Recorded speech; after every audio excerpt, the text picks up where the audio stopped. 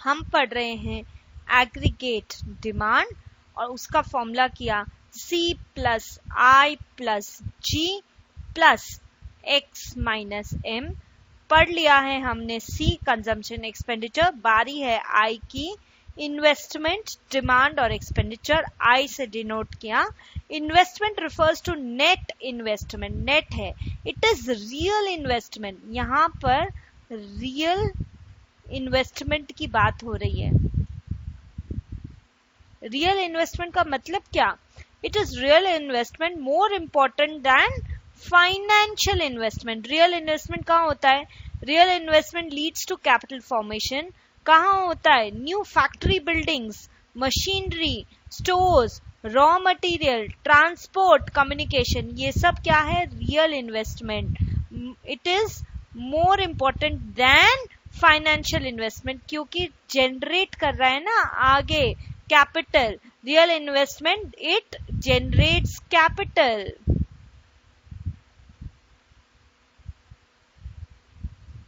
क्योंकि कहाँ इन्वेस्ट होता है? Factory building, machinery, stores, raw material, transport and communication में इन्वेस्टमेंट हो रहा है, इसलिए इन्वेस्टमेंट डिमांड और एक्सपेंडिचर I क्या है? ये है factors determining investment demand expenditure as per lord J.M. Keynes. क्या है?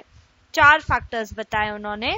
Marginal efficiency of capital, MEC, marginal efficiency of capital, is expected rate of return from an additional unit of capital goods invested. If expected return is greater than market rate of interest of MEC, then only there will be investment in the project.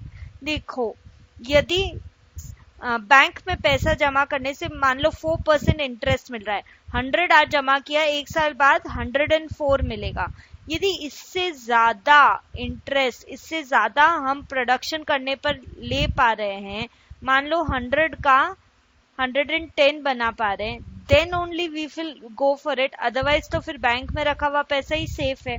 So MEC is expected rate of return from additional unit of capital good invested, और तभी होगा जब market rate of interest से ज्यादा expected return होगा तब। Second, rate of interest. It is cost of borrowing funds for investment. There is inverse relationship between rate of interest and investment demand. Higher the interest, lower the demand. Interest यदि ज्यादा है तो कम उसकी demand होगी, क्योंकि साल के and में ज्यादा इंटरेस्ट चुकाना पड़ेगा। इंटरेस्ट कम है तो लोग ज्यादा डिमांड करेंगे। Government policies. More investment in business is done if government policies like taxation, import, export, etc. are favorable. Government खुद हेल्प करेगी ट्रेड को, तो अच्छी गवर्नमेंट पॉलिसीज होंगी तो ज्यादा इन्वेस्टमेंट होगा बिजनेस प्रोजेक्ट्स में। सेविंग.